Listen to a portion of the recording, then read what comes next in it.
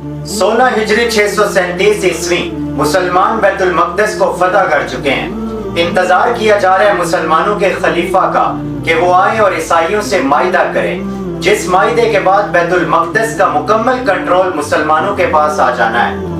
मुसलमान अब एक बहुत बड़ी ताकत बन चुके हैं। इस्लामी रियासत एक एम्पायर बन चुकी है।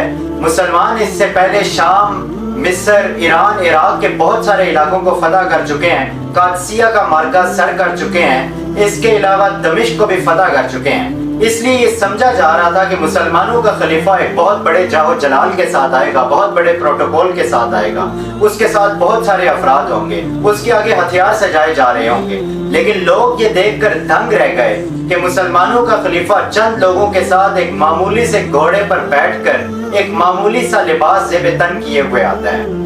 उसके आगे ना तो कोई हथियार सजाए जा रहे हैं, ना तो कोई प्रोटोकॉल है, ना ही किसी किस्म का जाहो जलाल है, बल्कि वो इंतहाई आजिज़ी के साथ चलता हुआ आ रहा है। ये खलीफा और कोई भी नहीं था, बल्कि ये इस्लाम के दूसरे खलीफा सानी उमर इब्नुल खत्ताब थे।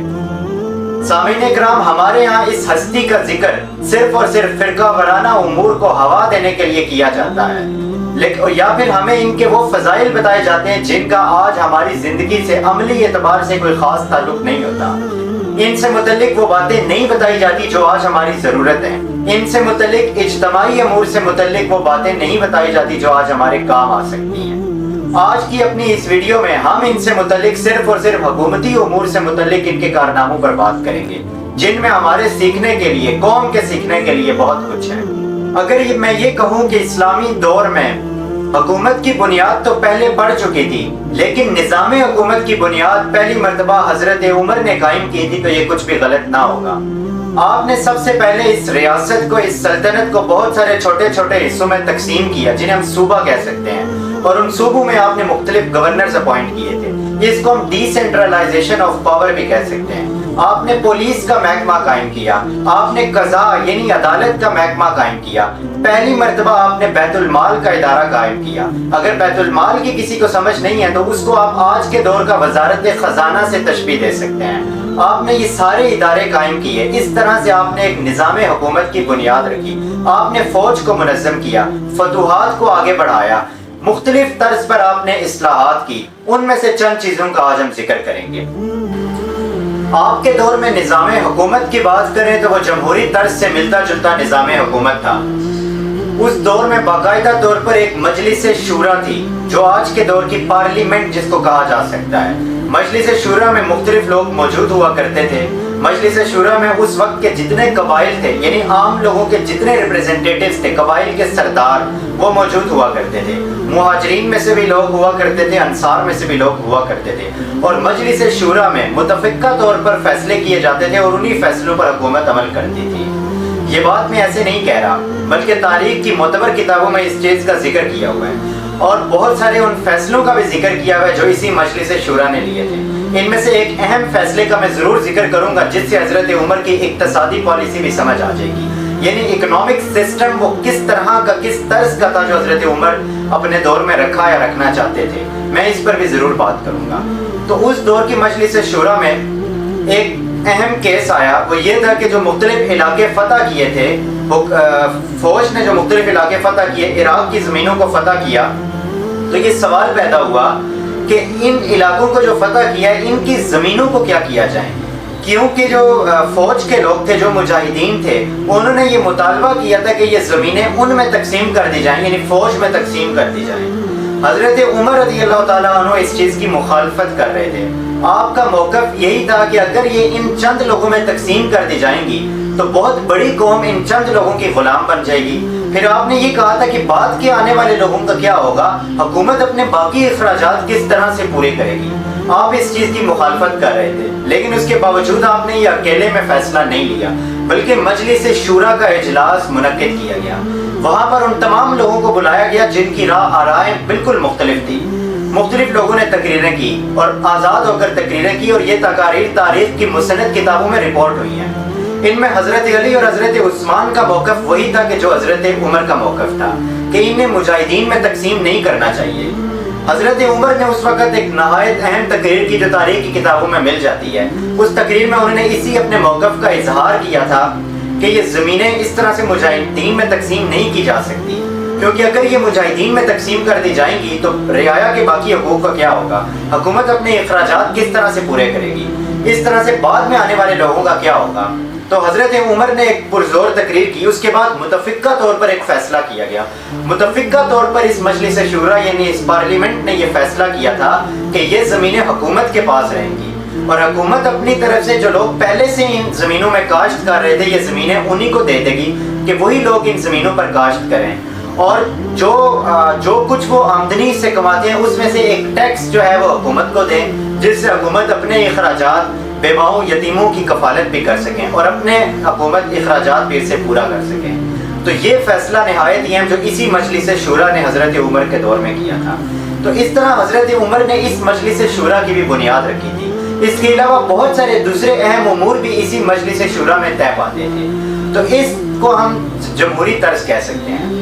اسی طرح سے حضرت عمر کے بارے میں یہ بھی تاریخ کی کتابوں میں آتا ہے کہ بہت سارے علاقے جو آپ نے فتح کیے تھے وہاں پر آپ نے ایون گورنرز بھی جو مقرر کیے تھے، وہ کئی جگہوں پر آپ نے انہی لوگوں کی رعایا سے کہا تھا کہ آپ کن لوگوں کو پسند کرتے ہیں، یا ان لوگوں میں جو قبائل کے سردار تھے ان سے کہا تھا کہ جن لوگوں کو آپ پسند کرتے ہیں ان کے نام دیں، اور آپ نے انہی میں سے چند لوگوں کو آپ نے گورنر بنایا مختلف علاقوں کا۔ تو اس کو آپ جمہوری طرز کی حکومت کہہ سکتے ہیں، آمرانہ طرز کی حکومت نہیں کہہ سکتے۔ اس کے علاوہ میں ایک اور اہم امور کا ذکر کروں گا۔ کئی جگہ پر تو حضرت عمر نے گورنروں کو رخصت کر دیا ان کے عہدے سے عام رعایا کے کہنے پر۔ یہ مستند بات ہے جو مستند کتابوں میں رپورٹ ہوئی ہے۔ عام رعایا نے شکایت کی حضرت عمر سے کہ جو ہمارے علاقے میں آپ نے گورنر بھیجا اس سے ہمیں یہ شکایات ہیں۔ حضرت عمر نے رعایا کے کہنے کے اوپر ان لوگوں کو جن کو آپ نے فتح کیا ہے ان کے کہنے کے اوپر حضرت عمر نے اس گورنر کو عہدے سے معزول کر دیا، اور یہ ایک دفعہ نہیں ہوا، یہ تاریخ کی معتبر کتابوں میں آپ دیکھ سکتے ہیں اس کے کہ کئی جگہوں پر حضرت عمر نے رعایا کے کہنے پر گورنر کو عہدے سے معزول کر دیا۔ اب میں خاص کر ذکر کروں گا کہ حضرت عمر کے دور میں غیر مسلموں کے ساتھ کیسا سلوک کیا جاتا تھا، کیونکہ یہ چیز بڑی ضروری ہے بالخصوص ہمارے پاکستان کے ماحول میں کہ جہاں پر آرام سے کسی دوسرے فرقے کے لوگوں کی یا پھر کسی دوسرے مذہب والوں کی پوری بستیاں تک جلا دی جاتی ہیں، عبادت گاہ تو چھوڑیے۔ تو اس لیے میں ضرور ذکر کروں گا کہ ان کے دور میں غیر مسلموں کے ساتھ کیسا سلوک کیا جاتا تھا۔ یہ میرے ہاتھ میں جو کتاب ہے یہ الفاروق ہے، جو کہ علامہ شبلی نعمانی صاحب رحمۃ اللہ علیہ کی لکھی ہوئی ہے۔ وہ کہ ایک مستند ہسٹورین بھی تھے اور ایک عالم دین بھی تھے۔ وہ یہاں پر اسی معاہدے کا ذکر کرتے ہیں جس کا ذکر میں نے ویڈیو کے شروع میں کیا تھا، یعنی جب فلسطین کو یا بیت المقدس جس کو ایلیا بھی کہا جاتا ہے اس کو جب فتح کرتے ہیں تو اس وقت حضرت عمر ایک امان لکھ کے دیتے ہیں۔ امان کا مطلب آپ کہہ لیجیے سوورن گارنٹی آف اسٹیٹ، یعنی اسٹیٹ کی طرف سے ایک گارنٹی ہے جو ادھر کے لوگوں کو دی جا رہی ہے۔ تو حضرت عمر وہ امان لکھ کر دیتے ہیں، اس امان کے الفاظ کیا ہیں، یعنی اس سوورن گارنٹی کے الفاظ کیا ہیں، وہ میں یہاں سے نقل کروں گا، آپ دیکھیے۔ تو حضرت عمر یہ لکھ کر دیتے ہیں امان کے، یہ وہ امان ہے جو خدا کے غلام امیر المومنین عمر نے ایلیا کے لوگوں کو دی۔ یہ وہ امان ہے جو ان کی جان و مال، ان کے گرجا، ان کے صلیب، ان کے تندرست بیمار، ان کے تمام مذہب والوں کے لیے ہے۔ اب دیکھیے کیا کہہ رہے ہیں، ان کے جان و مال، صرف جان و مال کی بات نہیں کی، ان کے گرجا، ان کے صلیب۔ اب آپ تصور کیجئے اپنے معاشرے کے ساتھ اس کو کمپیئر کیجئے، ان کے گرجا، ان کے صلیب، ٹھیک ہے، اس کا ذکر کر رہے ہیں۔ آگے چلیے، اس طرح کہ ان کے گرجاؤں میں نہ سکونت کی جائے گی، یعنی یہ ایک اس دور کا ایک ہوتا تھا کہ یعنی کہ دوسروں کی عبادت گاہوں میں آہستہ آہستہ قبضہ کر لیا جاتا تھا، اس کا ایک طریقہ تھا، تو اس کا ذکر کر رہے ہیں کہ یہ کچھ بھی نہیں ہوگا۔ اسی طرح آگے کہا جا رہا ہے نہ وہ ڈھائے جائیں گے، یعنی ان کو گرایا بھی نہیں جائے گا، نہ ان کو یا ان کے احاطے کو کچھ نقصان پہنچایا جائے گا، یعنی ان کی جو عبادت گاہیں ہیں ان کے آس پاس کے علاقے کو نہ ان کے آس پاس کے علاقے کو اور نہ ان عبادت گاہوں کو کوئی نقصان پہنچایا جائے گا۔ ان کی صلیبوں کی، وہ جو صلیب، ان کی صلیبوں کی، ان کے مال میں ان کے صلیبوں کی بھی حفاظت کی جائے گی، اور ان کے مال میں ان پر جبر نہ کیا جائے گا، نہ انہیں کسی بھی قسم کا کوئی نقصان پہنچایا جائے گا۔ یہ آپ دیکھیے حضرت عمر ان کو امان لکھ کر دے رہے ہیں، اور یہ ایک دفعہ نہیں ہوا۔ حضرت عمر جب مختلف علاقوں میں گورنر بھیجا کرتے تھے، آپ دیکھیے وہاں پر کیا کہتے تھے۔ حضرت ابو عبیدہ کو انہوں نے شام کا گورنر بنا کر بھیجا، شام کا، تو اس وقت حضرت ابو عبیدہ کو انہوں نے حکم لکھا، ایک ریاست کی طرف سے حکم نامہ بھیجا گورنر کو، لکھا کہ مسلمانوں کو منع کرنا یہ لکھ رہے ہیں حضرت عمر، مسلمانوں کو منع کرنا کہ ذمیوں پر ظلم نہ کریں. ذمیوں سے مراد غیر مسلم جو کسی بھی اسلامی ریاست میں آباد ہوتے ہیں. مسلمانوں کو منع کرنا کہ ذمیوں پر ظلم نہ کریں، نہ ان کو نقصان پہنچائیں، نہ ان کا مال بے وجہ کھائیں، اور جس قدر شرطیں تم نے ان سے کی ہیں وہ سب وفا کرو، یعنی ان سے جو وعدے کی ہیں وہ پورے کرو. تو اس طرح سے حضرت عمر جو تھے وہ ان کا خیال کیا کرتے تھے. ایک اور چیز جس کو امام بخاری سمیت بہت سارے دوسرے مستند مورخین نے ذکر کیا ہے کہ حضرت عمر کی جب وفات کا وقت قریب تھا، جب بالکل مرنے والے تھے، اس وقت بھی انہیں اپنی جو اس حکومت میں غیر مسلم تھے ان کا خیال کیا تھا. آپ دیکھیے کہ وہ کیا حضرت عمر کہہ رہے ہیں اپنی موت کے وقت. وہ یہ کہہ رہے ہیں، یعنی میں ان لوگوں کے حق میں وصیت کرتا ہوں جن کو خدا اور رسول کا ذمہ دیا گیا ہے. یہ ذمہ دیا گیا ہے کہ یہ اس دور کی آپ کہہ لیجیے پولیٹیکل ٹرم ہے، اس سے مراد وہی غیر مسلم ہے، یعنی جنہیں ریاست نے امان دی ہے خدا رسول کے نام پر. تو حضرت عمر کہہ رہے ہیں کہ میں ان لوگوں کے حق میں وصیت کرتا ہوں کہ ان سے جو وعدہ کیا گیا وہ وعدہ پورا کیا جائے، اور مزید سنیے ان کی حمایت میں لڑا جائیں، یعنی ان کی طرف سے لڑا جائیں، یعنی ان کی گرجاؤں کو، ان کی عبادت گاہوں کو کوئی گرانے کے لیے آ رہا ہے تو جو مرضی گرانے کے لیے آ رہا ہے اس سے لڑا جائیں. یہ میں یہ بتا دوں کہ یہ وہ پولیس یا اپنی ریاست کو یہ کہہ رہے ہیں، یہ بھی عام لوگوں کو نہیں کہہ رہے کہ وہ عام لوگ جو ہیں وہ جتھا ہو جائیں اور مزید فساد پھیلا دیں. تو وہ اپنی پولیس کو یہ کہہ رہے ہیں کہ ان کی حمایت میں لڑا جائیں اور ان کو ان کی طاقت سے زیادہ تکلیف نہ دی جائیں، یعنی ان پر جو ٹیکسز وغیرہ لگائے جاتے ہیں وہ ان کی یعنی طاقت سے زیادہ نہ لگائے جائیں کہ جو یہ دے ہی نہ سکیں. اسی طرح سے حضرت عمر کے دور میں جو یہ ذمی تھے، جو غیر مسلم تھے، ان کے بارے میں اس چیز کا خاص خیال رکھا جاتا تھا کہ ان کے مذہبی معاملات میں ریاست مداخلت نہ کریں. تو باقاعدہ طور پر اس طرح انہوں نے علاقے کے گورنر کو یہ فرمان لکھ کر بھیجا کہ ان کا مذہب نہ بدلا جائیں، نہ ان کے مذہبی امور میں کچھ دخل اندازی کی جائیں. تو اس طرح سے لوگوں کے مذہب کا خیال رکھا جاتا تھا. تو اس طرح سے اس کتاب میں دیگر بھی کئی حوالے موجود ہیں کہ کس طرح سے حضرت عمر کے دور میں غیر مسلموں کی عزت احترام کا خیال رکھا جاتا تھا. میں یہاں پر ایک اور چیز کا ذکر کروں گا کہ حضرت عمر کے دور میں پہلی مرتبہ باقاعدہ طور پر ایک فلاحی ریاست قائم ہو چکی تھی. وہی فلاحی ریاست سے مراد وہ ریاست ہے کہ جو اپنے کمزوروں کا خیال کرتی ہے، اپنے غریبوں کا سٹینڈرڈ آف لیونگ بہتر کرنے میں ان کی مدد کرتی ہے، یہ ہوتی ہے فلاحی ریاست. تو حضرت عمر کے دور میں یہ ریاست باقاعدہ طور پر قائم ہو چکی تھی کہ یہ مستند بات ہے اور تاریخی اعتبار سے بالکل درست بات ہے. تو اس کے اندر ان کا میں آپ کو بتاؤں کہ یہ اس طرح سے کیا جاتا تھا کہ مختلف علاقوں میں بیت المال کا ادارہ قائم کیا گیا تھا. بیت المال کے ادارے کی عمارتیں قائم کی گئی تھی. بیت المال کا ادارہ کیا تھا؟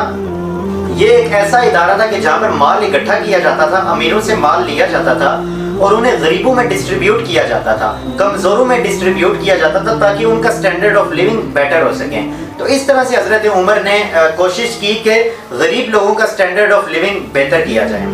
تو اس حوالے سے میں بتاؤں کہ انہوں نے یہ چیز بھی یہاں پر ملحوظ رکھی کہ جو غیر مسلم ہیں ان کو بھی بیت المال کے ادارے سے اسی طرح فائدہ اٹھانے دیا جائے جس طرح سے مسلمان اٹھاتے ہیں. تو اب دیکھیے خالد بن ولید ہیں، وہ ایک علاقے کو فتح کرتے ہیں. خالد بن ولید دیکھیے یہ ایک فوجی ہیں، آرمی کے بندے ہیں، وہ وہی کریں گے جو ان کو پیچھے سے انسٹرکشن ملی ہے خلیفہ کی طرف سے. اب دیکھیے خلیفہ کے کہنے پر حضرت خالد بن ولید یہ معاہدہ کر رہے ہیں، وہ لکھ رہے ہیں کہ میں نے ان کو یہ حق دیا ہے، ان سے مراد یہاں پر غیر مسلم، ان کو یہ حق دیا ہے کہ اگر کوئی بوڑھا شخص کام نہ کر سکیں یا اس پر کوئی آفت آ جائیں یا وہ پہلے دولت مند تھا پھر غریب ہو گیا اور اس کی وجہ سے اتنا بیچارہ غریب ہو گیا کہ اس کے ہم مذہب اس کو خیرات دینے لگے ہیں، تو اس کا جزیہ یعنی اس کا ٹیکس معاف کر دیا جائے گا. صرف ٹیکس معاف نہیں کیا جائے گا، آگے دیکھیے، اور مسلمانوں کے ملک میں وہ جب تک رہے گا اس کو اور اس کی اولاد کو بیت المال میں سے مال دیا جائے گا، یہ کہا جا رہا ہے. تو یہ حضرت عمر کا دور تھا. اس طرح سے غیر مسلموں کی عزت احترام کا خیال رکھا جاتا تھا. اس طرح سے انہوں نے ایک فلاحی ریاست قائم کی تھی. کاش کہ ہم اس سے سیکھیں، کاش کہ ہم اس سے سیکھیں، کاش کہ ہم اس سے سیکھیں. اب آخر میں اس نقطے کا ذکر کروں گا جو کہ ایک شیعہ عالم دین سید جواد نقوی صاحب نے اٹھایا، مجھے بہت پسند آیا. وہ یہ کہتے ہیں کہ حضرت عمر کے دور میں جتنی اقتصادی ترقی ہوئی، جتنا اکنامک یعنی گروتھ ہوئی، اس سے غریب لوگ امیر ہوئے اور پورے ملک کو فائدہ ہوا، بہت خزانہ ہوا، سب کچھ ہوا. سوال یہ ہے کہ خلیفہ کی زندگی میں اس کا کیا اثر آیا؟ کیا خلیفہ نے اپنے لیے کوئی محل بنایا تھا؟ کیا خلیفہ نے اپنے بچوں کو کوئی شایان شان زندگی انجوائے کرنے دی تھی؟ کیا ایسا کچھ ہو رہا تھا؟ یہ دیکھیے ان کا جو مطلب اپنے اور پرائے سب مانتے ہیں، سنی کتابوں میں، شیعہ کتابوں میں، غیر مسلم جو کہ ہسٹورینز ہیں وہ بھی ذکر کرتے ہیں کہ ان کی ایک سادہ سی زندگی تھی۔ سادگی کا تو یہ عالم تھا کہ کئی دفعہ کسی علاقے کا سفیر اگر آتا تھا تو وہ دیکھ کر دنگ رہ جاتا تھا کہ مسلمانوں کا یہ بادشاہ ہے جو کہ کھجور کے سائے کے اندر آرام فرما رہا ہے۔ لوگ یہ سمجھتے تھے کہ اتنی بڑی امپائر کا بادشاہ ہے تو وہ کوئی بہت بڑے محل میں رہتا ہوگا، کوئی بہت بڑا اس کا عالی شان قسم کا کوئی محل بنا ہوگا۔ تو وہ جواد نقوی صاحب کے یہ الفاظ تھے کہ اتنی بڑی جو یعنی اقتصادی گروتھ ہے، خلیفہ کو کیا فائدہ ہوگا؟ خلیفہ نے اپنے لیے کچھ بھی نہیں رکھا، خلیفہ نے اپنی اولاد کے لیے کچھ بھی نہیں چھوڑا۔ خلیفہ ایک غربت کی حالت میں زندگی گزارتا ہے اور اسی طرح وہ دنیا سے جاتا ہے۔ آخر میں اگر وہ کچھ کر سکتے تھے اپنی اولاد کے لیے، وہ یہ کر سکتے تھے کہ اپنے بعد جو خلافت ہے، کیونکہ لوگوں نے ان سے کہا تھا کہ آپ اپنے بعد اپنے بیٹے کو اپنا جانشین بنا دیں۔ میں نے ویڈیو کے شروع میں جمہوری اصولوں کی بات کی تھی، تو وہ یہاں بھی آپ دیکھیے ان سے کہا گیا کہ اپنے بیٹے کی جانشینی کا اعلان کریں، آپ نے منع کر دیا۔ آپ نے کہا کہ نہیں، میں اپنے بیٹے کو جانشین نہیں بناؤں گا۔ یہ جمہوری روایات کی خلاف ورزی ہوتی ہے، اور کہ عوام پر زبردستی آپ کیوں کسی کو مسلط کرتے؟ آپ نے کسی کو بھی عوام پر مسلط نہیں کیا، بلکہ لوگوں کے سامنے 6 نام لیے کہ ان میں سے کسی ایک کو بنا دو۔ وہ 6 نام وہ تھے کہ جو لوگ جن 6 کو پسند کرتے تھے ان کی پسند کی بیس پر آپ نے یہ 6 نام دے دیے تھے۔ تو اس طرح حضرت عمر کا دور تھا کہ اتنی بڑی ترقی ہوئی، سب کچھ ہوا، لیکن اپنی زندگی انہوں نے سادہ گزاری، اس سادگی کے ساتھ گزاری اپنی زندگی کہ اپنے بچوں کے لیے کچھ بھی نہیں چھوڑا، اپنی آل اولاد کے لیے اس میں سے کچھ بھی نہیں چھوڑا۔ یعنی ٹرانسپیرنسی یہ تھی، اور اس طرح سے حضرت عمر کا تھا۔ کاش ہم اس سے سیکھیں، کاش ہم جدوجہد کریں اس طرح کی فلاحی ریاست بنانے کے لیے، کاش کہ ہم اس طرح سے ایک ایسا کنٹری بنانے کے لیے جدوجہد کریں، ایسی ریاست بنانے کے لیے جدوجہد کریں جو اصلی معنوں میں فلاحی ریاست ہو، جس میں مذہب کی تفریق نہ کی جائے، جس میں عام لوگوں کا خیال کیا جائے، جس میں کمزوروں کا خیال کیا جائے، جس میں ٹیکس امیروں سے لیا جائے اور غریبوں پر لگایا جائے۔ کاش کہ صحیح معنوں میں ہم اس کی کوشش کریں۔ جزاک اللہ۔